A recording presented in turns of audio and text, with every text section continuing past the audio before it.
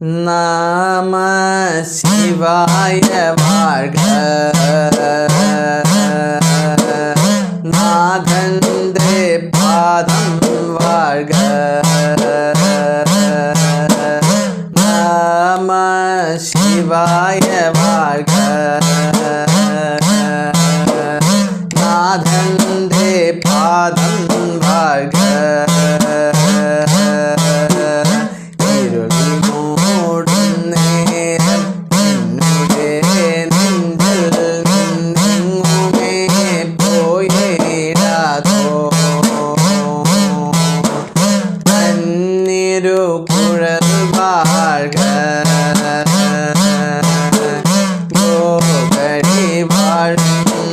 குருநாதன் பாதம் வாழ்க.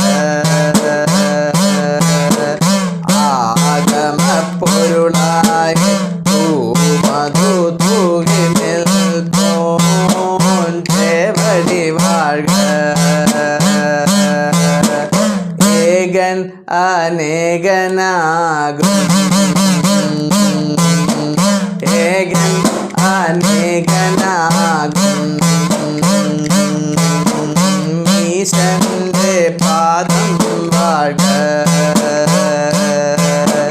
வேகமகத்தியன்னை ஆகும் மோரஜன்றே காலடி வாணிடுக.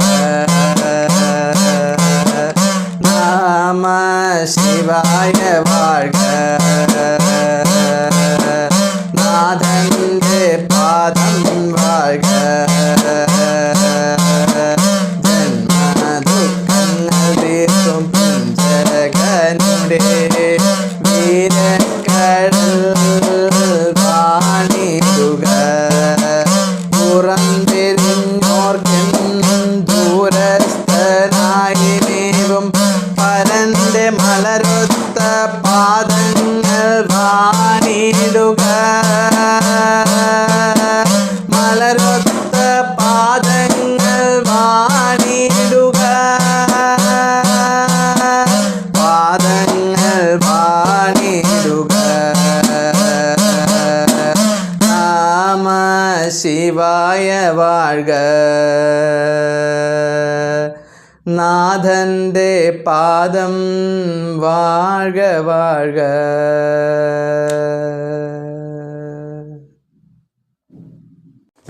മാണിക്യവാചകസ്വാമിയുടെ തിരുവാചകത്തിലെ പ്രത്യുപകാര ബോധത്തിലെ അടുത്ത ചില പദ്യങ്ങളിലേക്ക് നമുക്ക് പ്രവേശിക്കാം.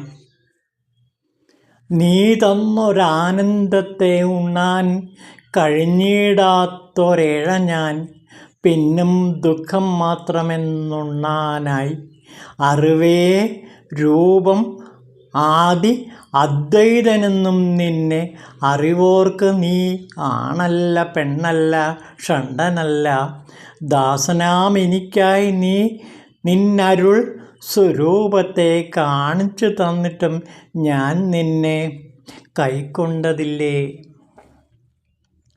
ആദിസ്വരൂപനായ നീ നിൻ്റെ അരുളാൽ നിൻ്റെ അനുഗ്രഹത്താൽ എനിക്ക് സ്വന്തം രൂപത്തെ കാണിച്ചു തന്നു, എന്നിട്ടും ഞാനത് തിരിച്ചറിഞ്ഞില്ല എന്നാണ് പറയുന്നത്.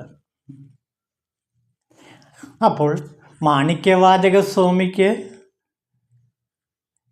ശിവഭഗവാൻ തൻ്റെ അരുളിനാൽ സ്വന്തം രൂപം കാണിച്ചു കൊടുത്തു, സ്വരൂപത്തെ കാണിച്ചു തന്നിട്ടും ഞാൻ നിന്നെ കൈക്കൊണ്ടതില്ലേ, ഞാൻ നിന്നെ കണ്ടതില്ല, ഞാൻ നിന്നെ അറിഞ്ഞതില്ല.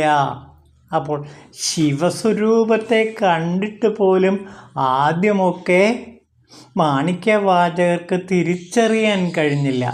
ഇത് നമ്മുടെയും കൂടെ അവസ്ഥയാണ്. നമ്മുടെ ഉള്ളിൽ ശിവനുണ്ട്, പക്ഷേ നമ്മിൽ എത്ര പേർക്ക് എന്നിൽ ശിവനുണ്ട് എന്ന് തിരിച്ചറിയാൻ പറ്റുന്നു?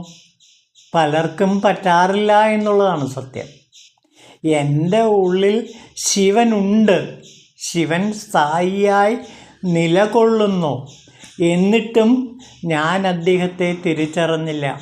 ഇതാണ് സാധാരണ ഒരു മനുഷ്യൻ്റെ അവസ്ഥ. ഇത് തന്നെയായിരുന്നു മാണിക്യവാചകരുടെയും അവസ്ഥ. ആദ്യം മുതൽ ജനിക്കുമ്പോൾ തന്നെ ഒരു കുഞ്ഞിൻ്റെ ജീവൻ്റെ ഉള്ളിൽ ശിവൻ കുടികൊള്ളുന്നു. പക്ഷേ അവൻ ആ കുഞ്ഞിനെ ആ ശിവനെ തിരിച്ചറിയുന്നില്ല. നമ്മുടെ എല്ലാം ദയനീയമായ അവസ്ഥ ഇതാണ്. എൻ്റെ ഉള്ളിലെ ശിവനെ എനിക്ക് തിരിച്ചറിയാൻ കഴിഞ്ഞില്ല. ഇത് ഭക്തിയുടെ ആദ്യത്തെ അവസ്ഥയാണ്. നീ തന്നൊരാനന്ദത്തെ ഉണ്ണാൻ കഴിഞ്ഞില്ല,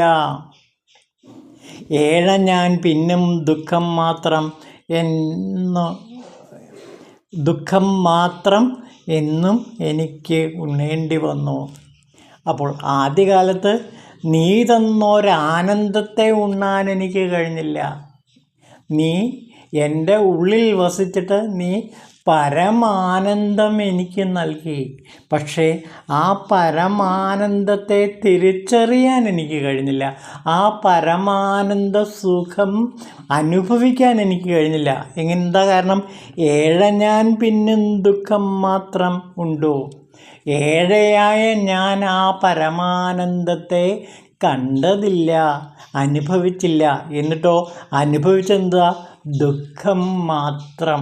ഇതൊക്കെ നമ്മുടെ സാധാരണ മനുഷ്യരുടെ ജീവിതത്തിലെ സാധാരണ സംഭവങ്ങളാണ്. ശിവൻ നമ്മുടെ ഉള്ളിൽ കുടികൊണ്ടിട്ട് നമുക്ക് പരമാനന്ദത്തെ നൽകുന്നു. പക്ഷേ നാം ആ പരമാനന്ദത്തെ കാണാതെ ദുഃഖത്തെ മാത്രം കണ്ട് ആ ദുഃഖത്തിൽ ആമഗ്നനായി മാറുന്നു. എന്തൊരു ദയനീയ അവസ്ഥയാണെന്ന് നോക്കൂ. ശിവഭഗവാൻ നമ്മുടെ ഉള്ളിൽ വന്ന് കുടികൊണ്ടിട്ട് നമുക്ക് പരമാനന്ദത്തെ ഓരോ നിമിഷവും നൽകിക്കൊണ്ടിരിക്കുകയാണ്. പക്ഷേ ഈ പരമാനന്ദം അനുഭവിക്കാൻ നമുക്ക് കഴിയുന്നില്ല. എന്നിട്ട് നാം ദുഃഖത്തെ പുൽകി ദുഃഖിച്ച് വേദനിച്ച് കഴിയുന്നു. എന്തൊരു ദയനീയമായ അവസ്ഥയാണ് മനുഷ്യൻ്റേത് നോക്കൂ. അപ്പോൾ മാണിക്യവാചകരും ഇതേ അവസ്ഥയിലൂടെയാണ് കടന്നുപോയത്. മാണിക്യവാചകർ ആദിമകാലത്ത് ശിവൻ ഉള്ളിൽ വന്ന് വസിച്ചിട്ടും ആ ശിവഭഗവാനെ കാണാനോ അല്ലെങ്കിൽ ഭഗവാൻ നൽകുന്ന പരമാനന്ദരസം നുകരാനോ കഴിയാതെ ദുഃഖത്തിൽ പെട്ട് കഴിയുന്നു. ഇതെല്ലാം സാധാരണ നമ്മുടെ മാനസിക തലം തന്നെയാണ് മാണിക്യവാചകർ ആവിഷ്കരിക്കുന്നത്. അറിവേ രൂപം ആദിയേ അദ്വൈതമെന്ന നിന്നെ അറിവോർക്ക് നീ ആണല്ല പെണ്ണല്ല ഷണ്ടനല്ല. ദാസനാമെനിക്കായി നീ തന്നരുൾ സത്യരൂപത്തെ കാണിച്ചു തന്നിട്ടും ഞാൻ നിന്നെ കൈക്കൊണ്ടതില്ല എന്നാണ് പറയുന്നത്. അറിവേ രൂപം.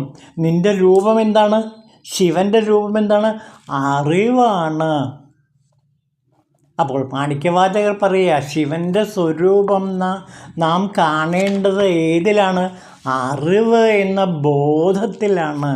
ആ ബോധസ്വരൂപനായ ശിവൻ, ആദിയായ ശിവൻ, അദ്വൈതമായിട്ടുള്ള ശിവൻ, ആ ശിവനെ അറിയുന്നവർക്ക് നീ ആണുമല്ല പെണ്ണുമല്ല നപുംസകവുമല്ല. അപ്പോൾ ആൺ പെൺ രൂപവ്യത്യാസമെല്ലാം തന്നെ നമ്മുടെ സാധാരണ ജീവിതത്തിലെ സാധാരണ ദൃഷ്ടി കൊണ്ടാണ് നാം കണ്ടറിയുന്നത്. പക്ഷേ ഭഗവാൻ ആണല്ല പെണ്ണല്ല നപുംസകവുമല്ല. പിന്നെ എന്താണ്? അറിവേ രൂപം. അറിവാണ് നിൻ്റെ സ്വരൂപം. അപ്പോൾ ശിവൻ്റെ സ്വരൂപം അറിവാണെന്ന് വ്യക്തമായി അടയാളപ്പെടുത്തുകയാണ് മാണിക്യവാചകർ. ശിവൻ്റെ സ്വരൂപം എന്ന് പറയുന്നത് അറിവെന്ന് വെച്ചാൽ ബോധം. ആ ബോധസ്വരൂപനാണ് ശിവൻ. അതുപോലെ അദ്വൈതനാണ്, ആദിയാണ്, അനാദിയാണ്. അതേപോലെ അദ്വൈതനാണ്, ഏകനാണ്. അങ്ങനെയുള്ള ആ നിന്നെ അറിവോർക്ക്, അങ്ങനെയുള്ള നിൻ്റെ അറിവിനെ അറിയുന്നവർക്ക് നീ ആണുമല്ല പെണ്ണുമല്ല നപുംസകവുമല്ല. അതിനുമപ്പുറം ആൺപെൺ വ്യത്യാസങ്ങൾക്കെല്ലാം അപ്പുറമുള്ള അറിവിൻ്റെ സാക്ഷാൽ സ്വരൂപമാണ് നീ. ഈ രൂപം എനിക്ക് കാണിച്ചു തന്നിട്ടും ഞാൻ നിന്നെ കൈക്കൊണ്ടതില്ല, ഞാൻ നിന്നെ മനസ്സിലാക്കിയില്ല. അറിവേ നിൻ സ്വരൂപം എന്ന് മനസ്സിലാക്കി തന്നിട്ടും അല്ലയോ ഭഗവാൻ, അങ്ങയെ എനിക്ക് ആദ്യകാലത്ത് കാണാൻ കഴിഞ്ഞില്ല. എന്തൊരു ദയനീയമായിരുന്നു എൻ്റെ ആദ്യകാല ജീവിതം എന്ന് പറയുകയാണ്. ഇതെല്ലാം നാം നമ്മോട് തന്നെ പറയുന്നതാണ്. ശിവനെ ഭഗവാന്റെ അരുകൊണ്ട് നമുക്ക് അറിവിൻ്റെ സ്വരൂപമായി നമ്മുടെ ഉള്ളിൽ തന്നെ വസിക്കുന്നു. എന്നിട്ടും ആ അറിവാളുന്നവനെ, ആ ബോധസ്വരൂപനെ നാം തിരിച്ചറിയുന്നില്ല. അദ്ദേഹം അനാദിയാണ്, അതേപോലെ അദ്വൈതനാണ്, അതേപോലെ ബോധസ്വരൂപനാണ്. എന്നിട്ടും ദാസനാമെനിക്കായി നീ നിന്നരുൾ സ്വരൂപത്തെ തന്നിട്ടും അല്ലയോ ഭഗവാൻ, നിന്നെ എനിക്ക് തിരിച്ചറിയാൻ കഴിഞ്ഞില്ലല്ലോ എന്നാണ് പറയുന്നത്. അപ്പോൾ ലിംഗഭേദങ്ങൾ ജനനത്തോടു കൂടി മാത്രം സംജാതമാകുന്ന ശാരീരിക അവസ്ഥകൾ മാത്രമാണ്. ശിവനെ സംബന്ധിച്ചിടത്തോളം ഈ ശാരീരിക അവസ്ഥകൾക്കെല്ലാം അപ്പുറമായി അറിവിൻ്റെ മഹാസ്വരൂപമായി, ബോധത്തിൻ്റെ മഹാസ്വരൂപമായി ശിവൻ നമ്മുടെ ഉള്ളിൻ്റെ ഉള്ളിൽ പരിലസിക്കുന്നു. വാനോരും കാണാതുള്ള മൂർത്തിയെ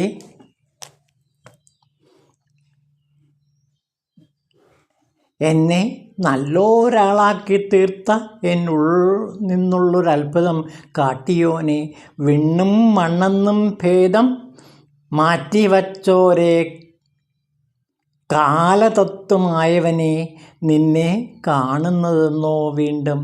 വാനോരും കാണാതുള്ള മൂർത്തിയെ, വാനവർക്ക് പോലും ദേവന്മാർക്ക് പോലും നിന്നെ കാണാനാകുന്നില്ല.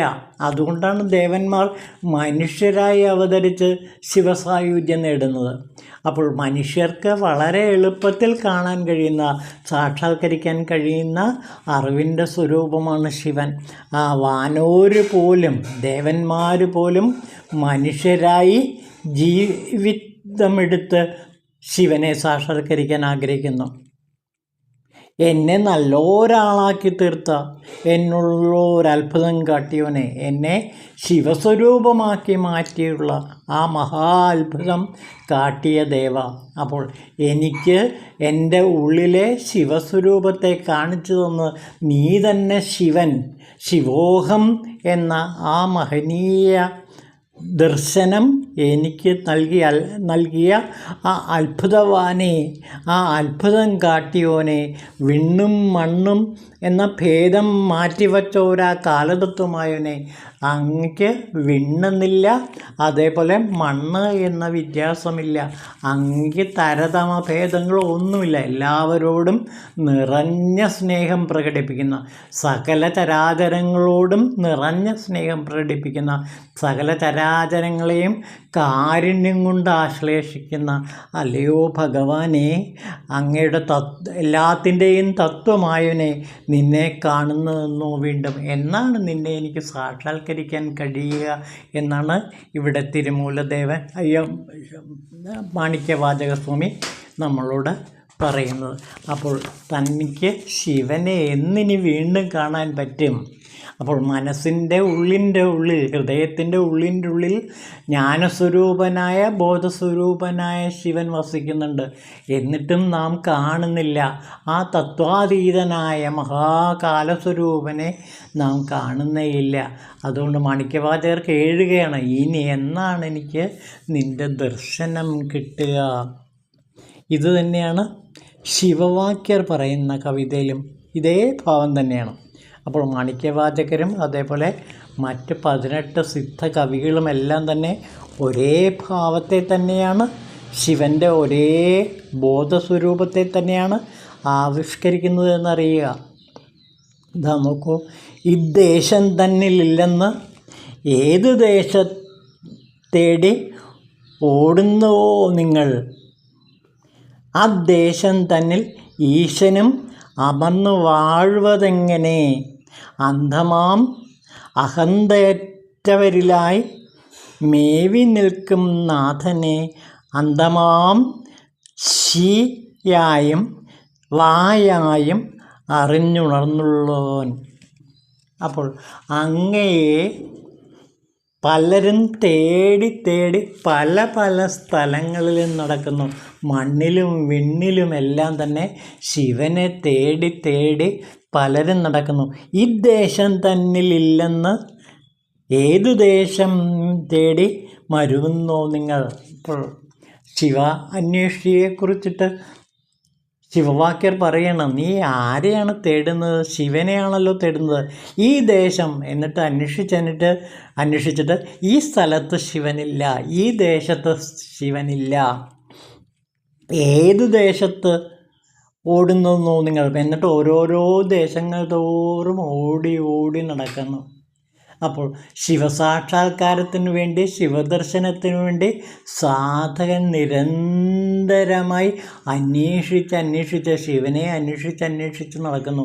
എന്നിട്ട് ഓരോ ദേശത്ത് ചെല്ലുമ്പോഴും ശിവനെ കാണുന്നില്ല. ഈ ദേശത്ത് ഇല്ല, ഈ ദേശം തന്നിലില്ല.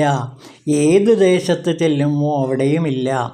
ആ ദേശം തന്നിൽ ഈശന് അമർന്ന് വാഴുവതെങ്ങനെ? ഈ ദേശങ്ങളിൽ എങ്ങനെയാണ് ശിവൻ വാഴുക? കാരണം എന്താ? അന്തരാത്മാവിലാണ് ശിവൻ വാഴുക. അത് കാണുക. അപ്പോൾ ഇതേവരെ നീ പുറത്ത് തേടി തേടി നടക്കുകയായിരുന്നു. നീ അകത്തേക്ക് നോക്കൂ. അകത്തിലാണ് ശിവൻ കുടികൊള്ളുന്നത്, പുറത്തിലല്ല. ഈ പുറംദേശങ്ങളിലൊക്കെ അലഞ്ഞു തിരിയുന്നതിന് പകരം നീ നിൻ്റെ ഉള്ളിൻ്റെ ഉള്ളിലേക്ക്, ഹൃദയത്തിലേക്ക് നോക്കൂ. അവിടെ ശിവൻ വസിക്കുന്നു കാണാം. അന്തമാം അഹന്തയറ്റ് അവരിലായി മേവി നിൽക്കും നാഥനെ. നോക്കൂ, അന്ധമാം അഹന്ത അറ്റവരിൽ മാത്രമേ ശിവൻ കാണുള്ളൂ. എന്താണ് നിനക്ക് ഇങ്ങനെ ഓടി ഓടി നടന്നിട്ട്, പല പല ദേശങ്ങളിലും ഓടി ഓടി നടന്നിട്ട് ശിവനെ കാണാൻ പറ്റാത്തത്? എന്തുകൊണ്ടാണ് നീ നിൻ്റെ ഉള്ളിൻ്റെ ഉള്ളിലേക്ക് തിരിയാത്തത്? അതിന് പ്രധാനപ്പെട്ട കാരണം എന്താ? അഹന്തയാണ്, ഞാനെന്ന ഭാവമാണ്, അഹംഭാവമാണ്. ഈ അഹന്തയെ ഒഴിവാക്കൂ. അന്ധമാം അഹന്തയെ ഒഴിവാക്കൂ. അങ്ങനെ അത് അറ്റുപോകുമ്പോൾ മേവി നിൽക്കും നാഥനെ കാണാൻ കഴിയും. അങ്ങനെ അഹന്ത ഒഴിഞ്ഞു മാറി നിൽക്കുമ്പോൾ, അഹന്ത പൂർണ്ണമായി ഇല്ലാതാകുമ്പോൾ ഒരാൾക്ക് ഉള്ളിൻ്റെ ഉള്ളിലേക്ക് തിരിയാൻ പറ്റും, അന്തർമുഖനായും തീരാൻ പറ്റും. അപ്പോൾ ബഹിർമുഖനായ ഒരാൾക്ക് പല പല ദേശങ്ങൾ ചുറ്റി സഞ്ചരിച്ചാലും ശിവനെ കാണാൻ പറ്റില്ല. അയാൾ അഹന്തയെ ആദ്യം ഉപേക്ഷിക്കണം. അങ്ങനെ അഹന്തയെ ഉപേക്ഷിക്കുമ്പോൾ അയാൾക്ക് ഉള്ളിൽ എന്ത് കാണാം? അന്തമാം ശിവയോടും വായോടും അറിഞ്ഞുണരാൻ പറ്റും. അപ്പോൾ നിനക്ക് രണ്ടക്ഷരങ്ങളെ, അക്ഷരബ്രഹ്മത്തെ കാണാൻ കഴിയും. അത് ഏതൊക്കെയാണ്? ശി എന്ന അക്ഷരവും വാ എന്ന അക്ഷരം, ശിവ എന്ന അക്ഷരം.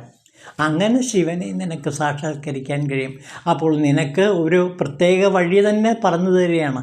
ശിവഭജനത്തിലൂടെ, ശിവനാമോച്ചാരണത്തിലൂടെ തന്നെ നിനക്ക് ശിവനെ ദർശിക്കാൻ കഴിയും.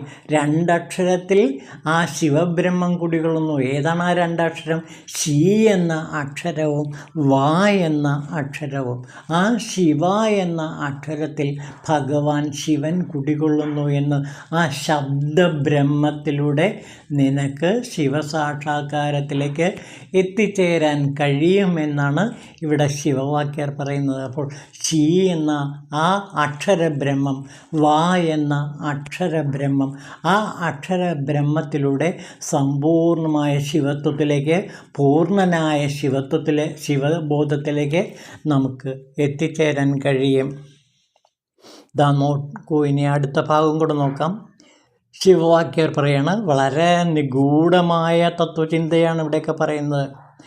മൂലവട്ടമുകളിലായി മുളച്ച 5 എഴുത്തിനുള്ളിലായി കോലവട്ടം 3 ഭേദമായി കിളർന്നലർന്നു വന്നു നീ.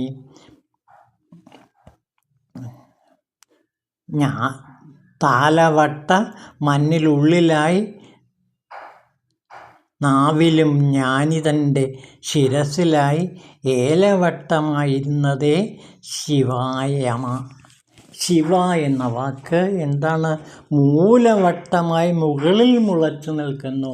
ശിവ എന്ന അക്ഷരത്തിലൂടെ നാം ശിരസിലെ ബ്രഹ്മരന്ധ്രവാതിലിൽ മുട്ടുന്നു. അതാണ് ഇവിടെ പറയുന്നത്. ശിവ എന്ന ആ രണ്ടക്ഷരങ്ങളുടെ ശബ്ദബ്രഹ്മത്തിലൂടെ നാം എത്തിച്ചേരുന്നത് മൂലവട്ടമുകളിലായി നാം, അതായത് ബ്രഹ്മരന്ധ്രവാതിൽ തുറന്ന് നാം ശിവനെ കാണുന്നു, ശിവസാക്ഷാത്കാരത്തിലേക്ക് എത്തിച്ചേരുന്നു. പടിയാറും കടന്ന് അവിടെ ചെല്ലുമ്പോൾ ശിവനെ കാണാം എന്നാണ് പറയുന്നത്. ആ 6 പടികളും കടന്ന് ബ്രഹ്മരന്ധ്രവാതിലിൽ മുട്ടുമ്പോൾ നമുക്ക് ശിവദർശനം ലഭിക്കുന്നു. ശിവ എന്ന ആ ശബ്ദബ്രഹ്മത്തെ നമുക്ക് സാക്ഷാത്കരിക്കാൻ കഴിയുന്നു. ഇതാണ് മാണിക്യവാചകരെ അനുസന്ധാനം ചെയ്തുകൊണ്ട് പാടുന്ന ഈ പാടലുകൾ. ഓം ശിവായ നമഃ.